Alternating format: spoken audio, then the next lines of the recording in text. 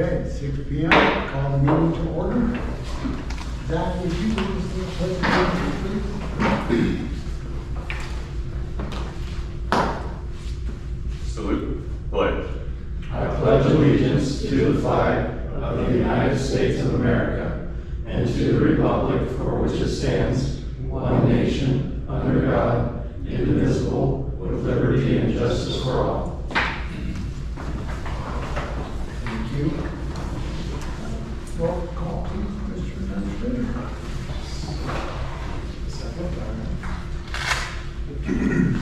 Mr. Mayor. All right, Mayor Shepherd. Here. Vice Mayor Squires. Here. Councilmember Wilk.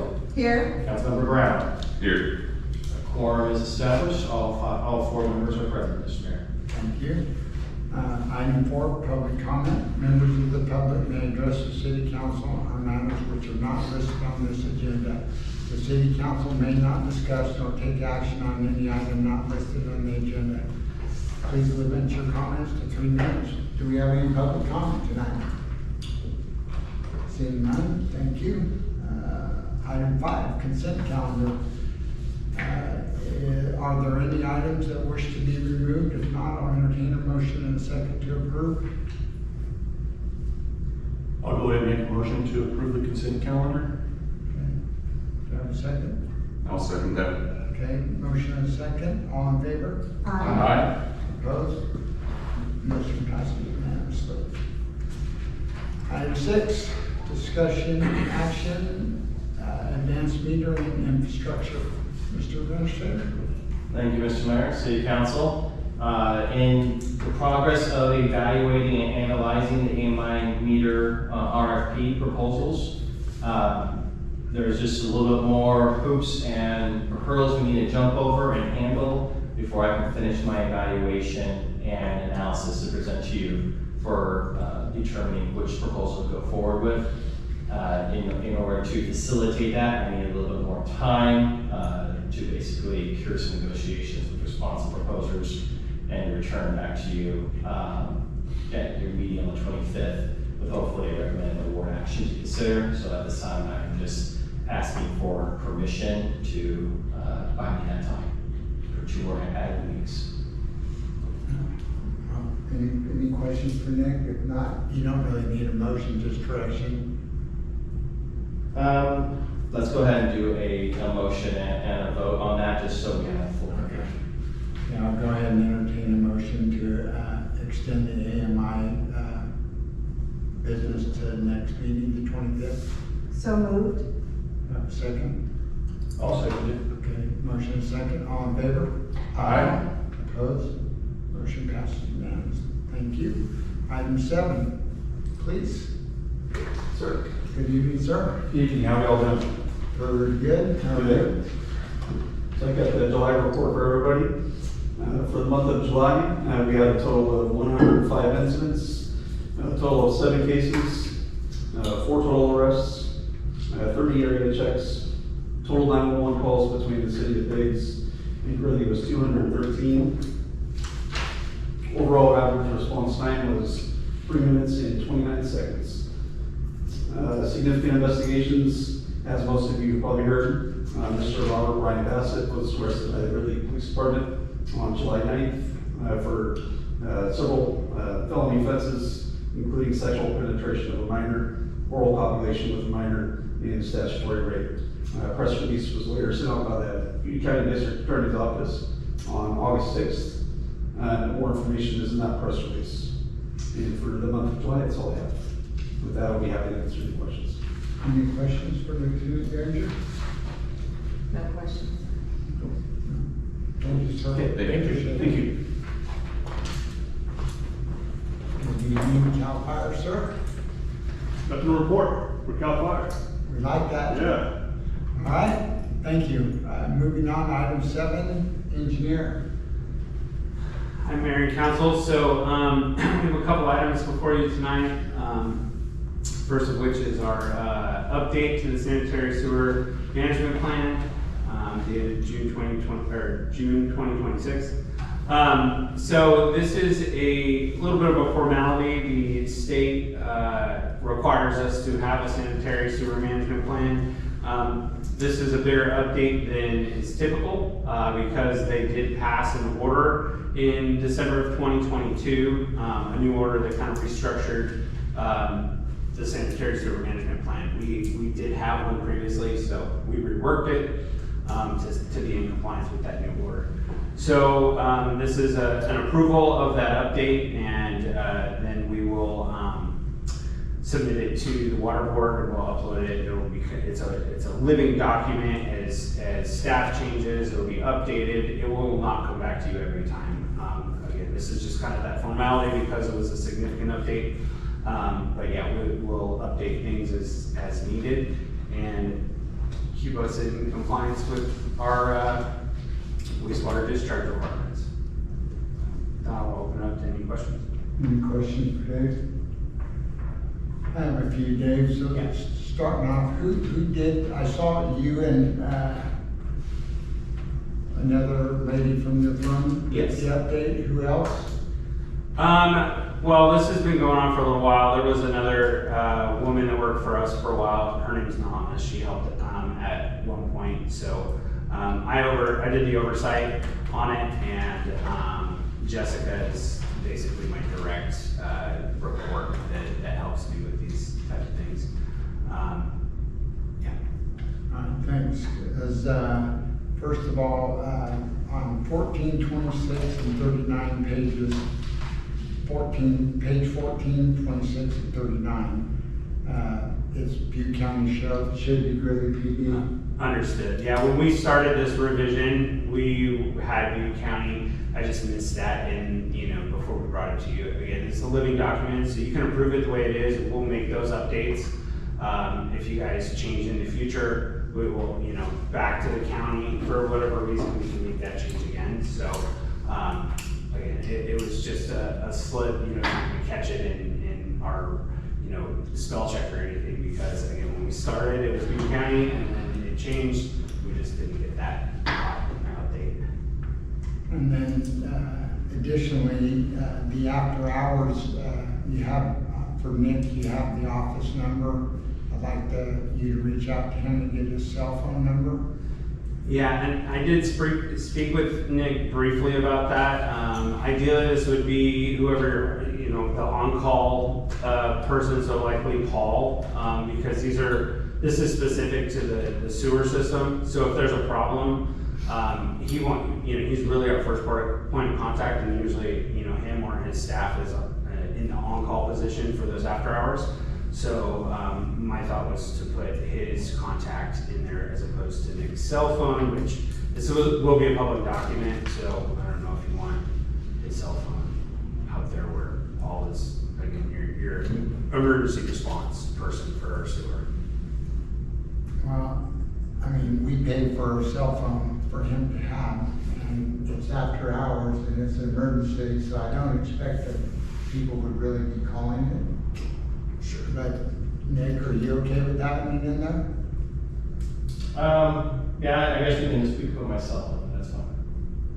Okay. Everybody else has their cell phone numbers on there. Alternatively, I know in Gridley, we put dispatch as the after hours contact, so I don't know if that arrangement is with Biggs to be able to call dispatch and then have them reach out to whoever the on-call person is at the time through PD. I'll double check on our for that. It was my understanding that if there was any issues, any maintenance issues, emergencies, the public would call and they, really PD, and they would dispatch, and it was recorded. I'm not sure, because we also have our own on-call number for sewer and Right, for we water. do. Yeah, I'm not Right, sure so- they'll call really PD for that. but- Right. So, yeah, that was confusing for me. Yeah. Because we don't want to confuse the public. There should be one number to call. Well, and it is somewhat, some says emergency and it has the 0770, whatever it is.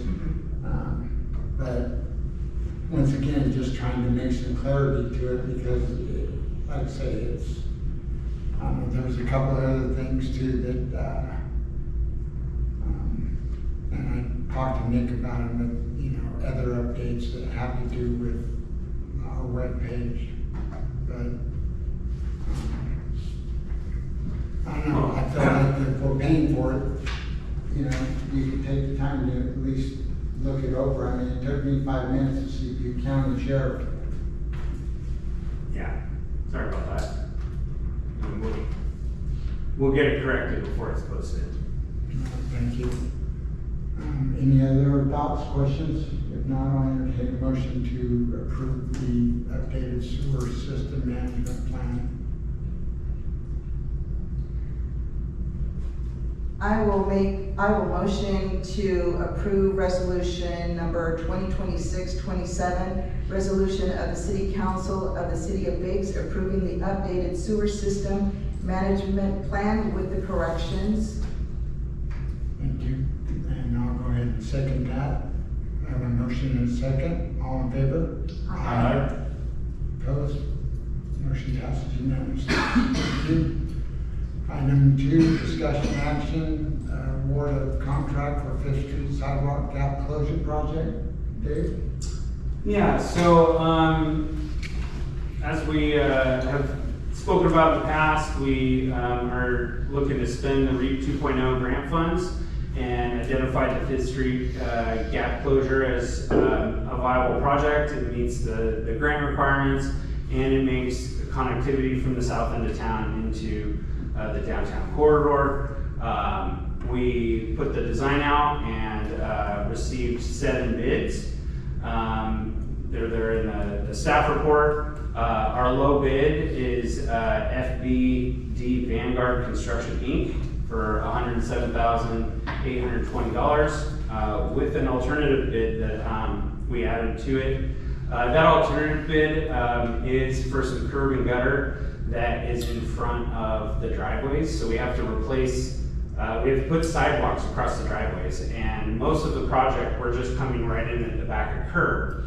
But as I looked at those driveways, the gutter is really beat up right there. So that all bit replaces that piece of gutter that ponds and is broken, where we get the most traffic. So our recommendation is that we award both the base bid and the alt bid to get those improvements done. And we have verified that they are a responsive bidder and have all the licenses and registrations that are required. And yeah, open it up to questions if you have any. Any questions for Dave? I don't have any questions. Can the Public ask comment? questions? I'm sorry? Can the public ask questions? Yeah, public comment? Yeah, so does this include the east side from Alute to Bannock, or are you just going from Bannock to Trent? Because the east side of there's a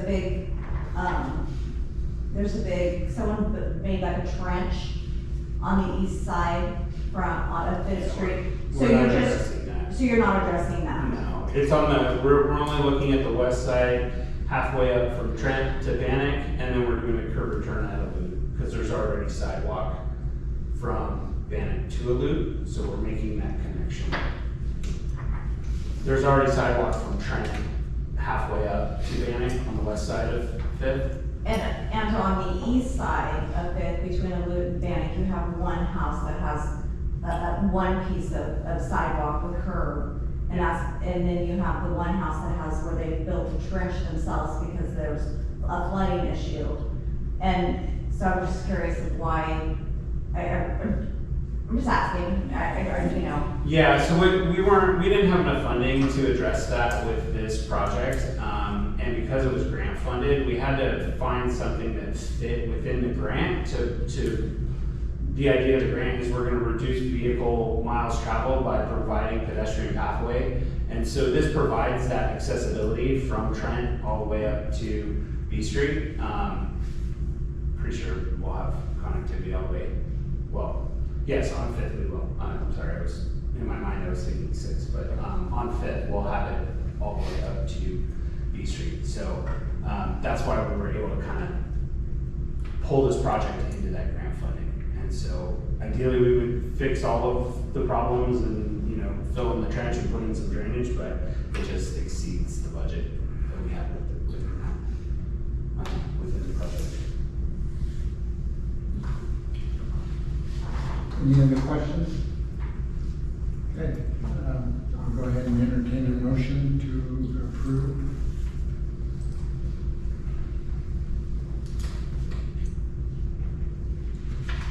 I'll go ahead and make a motion to approve resolution number 2026-28, resolution of the City Council of the City of Biggs awarding contract for the 5th Street Sidewalk Gap Closure Project.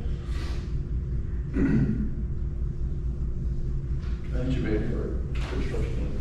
Okay, do I have a second? I'll second that. Okay, I have a motion and a second. All in favor? Aye. Opposed? Motion passes unanimously. Thank you. Any other reports? Yes. Sorry. Mr. Mayor, City Council, I'm going to try to make this as quick and painless as possible. I do have a full page to give you. First and foremost, both to the council and to the public at large, anyone listening, on the 19th, so coming up here in exactly a week and a day, we have our Butte Sub-Basin Groundwater meeting from 1 to 3. It'll be here in City Hall. I do encourage you to attend. This is going to be voting on the next step in our groundwater management plan. The City Council already voted and approved at our last meeting to continue with that plan and continue our support of our collaboration in this effort. The meeting will also be held online if you can't meet in person, so the Zoom information can be found on the buttebasingroundwater.org website. I encourage you guys to attend and or watch. Moving on to my administrative reports, continuing to do the legal review for recodification. It's been kind of on a back burner, honestly, for the last week, mainly just due to the amount of work I had to do for the RFP that we're working on for the AMI meters, but I will be picking that up soon. Continuing my review of the policies and procedures. I have a number of them coming up. I'll talk about a little later in my report. Update on the tax default properties that was up for sale back in July in Butte County. We have 3 in the downtown. That was 485 B Street, 483 B Street, and 499 B Street. Basically 2 empty lots on the south side, and the one dilapidated building at the far end before you get to the railroad tracks. These buildings I found out did not sell. They did not get auctioned off. They did not get auctioned off.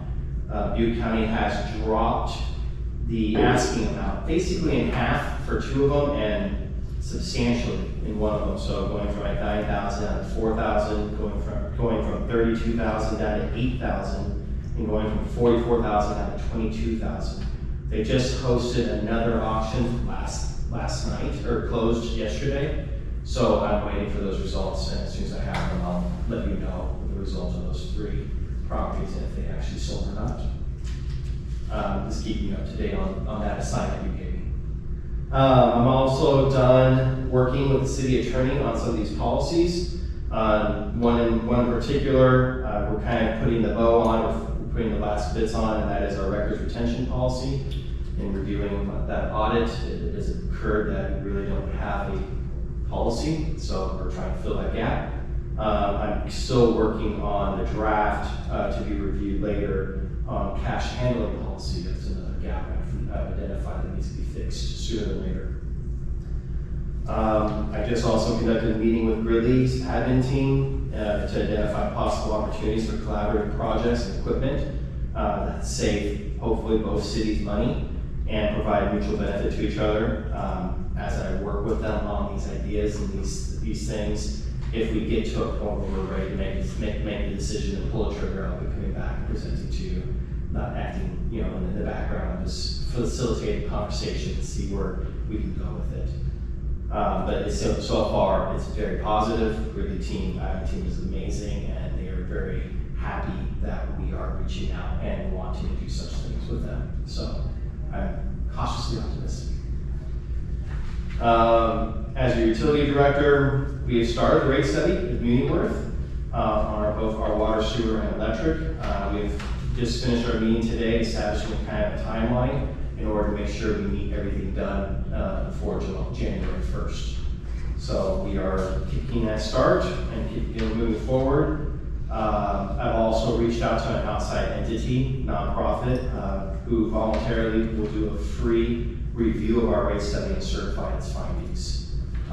So we can have that outside opinion to hopefully help solidify the findings. As Public Works Director, we are in the middle of repairs at the Public Works Building, and we should see the completion of it by the next City Council meeting. So Paul will be attending and give you a full report on that. We can finally wrap up from that flood damage we had. As the Finance Director, we're currently finishing the fund consolidation. We're kind of in the last steps of that. Over the next 7 days here, we should be finished with that. And then we're going to be working on uploading the budget and then migrating our account software to a new cloud-based system that will hopefully improve on our basically customer service with a zero cost difference to the city. So just trying to streamline things, make it easier and just more friendly to figure out. So we're working on that and we'll hope to have that very soon. And finally, this is more, I guess, for the public, but also as a friendly reminder to the council. August 14th of this Friday at 4 p.m. is the deadline for applications for consideration for the appointment to the City Council to fill our vacancy. August 17th at 6 p.m. will be the special meeting to interview the applicants that have applied. August 19th at 10 a.m. we'll have another special meeting to vote on the outcome of the applicants for candidacy for the City Council. As it currently stands, we have exactly the number that we need to fill the exact number of slots. So we're looking to save some money and not have to host the election, but we're waiting for that time period of notice to go away before we can say for sure. And then August 25th at 6 p.m. is our next regular meeting where we'll actually swear in the applicant the City Council chooses to appoint. So that's kind of like a quick outline of the next 3 meetings. I hope everyone takes note and everyone has that in their calendars. And also the 25th meeting, we didn't discuss on the 19th probably the alternate positions or flat out commissions that we want to put the appointee on. So we can make sure we vote that on August 25th immediately because there's meetings coming in September that will probably need that attention. So, any questions for me and my verbose accolade to the council? I know this is a brief report, but I was hoping, or if we can have maybe at the next meeting, more of a summary of Public Works summer projects that they've done. Just a little bit more information. I feel like we've heard the project has been ongoing for the repairs at the shop and it's wrapping up, that sort of thing. But I feel like we've heard the same thing the last several meetings. So if we could have information on other works or projects that they're working on, Yes. on a monthly basis. Definitely. I'll make sure Paul has that report for you for the next Thank you. meeting. Any other questions for, any public comment? Seeing none? All right, council committee reports. Needed? As the school liaison alternate, just wanted to report that the plans for the gym at the high school has been submitted to the state. It cost $58,000 just to have the state look at the plans. The total price for the new gym and the classrooms is approximately $7.4 million.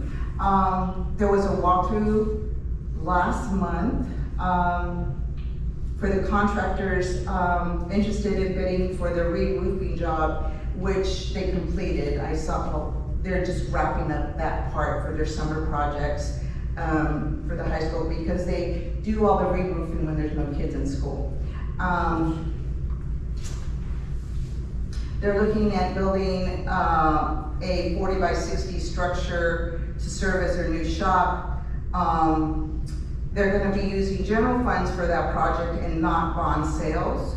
I'm so happy about this report. They're resurfacing the pool, and so that will go out to bid this fall. Also, there's 2 buses that are down and they're in Sacramento for repair. The electric buses are falling apart. And also, school started last Thursday, and some of the community members had stated that within the 2 days that school started, there was garbage, trash left all over town. And so Doug Kalin said that he is going to remind the students, in the neighborhoods to not be throwing their trash around. Use the garbage cans, take it with them. That just makes our community look very bad. He sent out ASB, or will be sending out ASB on 7th period, and I don't know if they've already done that, to go pick up trash and just walk through town. So he's on it as far as that. There was a member in the community that owns a business in town, and she's wanting to know if we could put some trash receptacles on the east side of B Street across where the bank is. And basically what happens is there's no trash cans over there, so when people, this is how she put it, when they go to the bank, I guess they don't keep their receipts, they just throw them up, or whenever they feel like cleaning out their cards, she goes, there's just all kinds of stuff in front of her business. So it'd be nice if there was a trash can there, receptacle there, then maybe that would help the problem. It may not, but she's hoping that that would happen. Let's see what else. So for Cal Cities, they're asking that we oppose AB 1383, which is going to make a significant change to the Public Employees Pension Reform Act, which will result in substantial increases for city. And the cities are already managing rising pension obligations. We have stagnant revenues, new state and funding mandates make it all just more impossible to manage. I was seeing, there was something posted on Facebook about a hometown celebration for 4th of July that was started. They had a meeting set for October 10th, and that was postponed. So I know we all kind of joined in this year for the 4th of July to see what we could do to help with that. And so there's some people that are pushing forward and starting early, so I don't know where that's gonna go. I can actually quickly chime in on that if you like. I just had a meeting this morning with some of the volunteers on that. Oh, you did? We are already kind of engaging on the ground level coordinations, get names, get phone numbers, get interests, and we're kind of putting it together right now, so we're already working on that. Thank you, thank you. There's a SCORE meeting, August 21st, which is a Zoom meeting I'll be attending.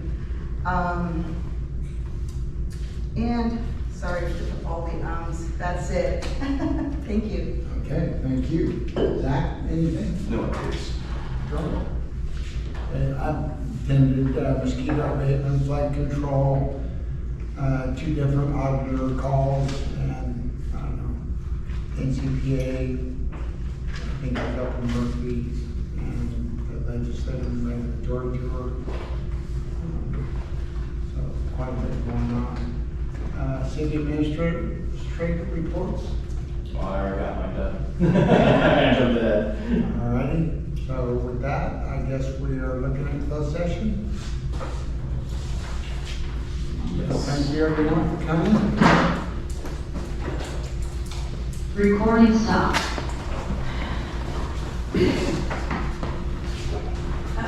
What are the times on the meetings again? What's that? What are the times on the meetings next week again? Yeah, so we have, next week on the 17th is at 6 p.m. Okay. and that's for the interviews. And then the 19th is at 10 a.m. and that's just a simple vote. Do I have to be able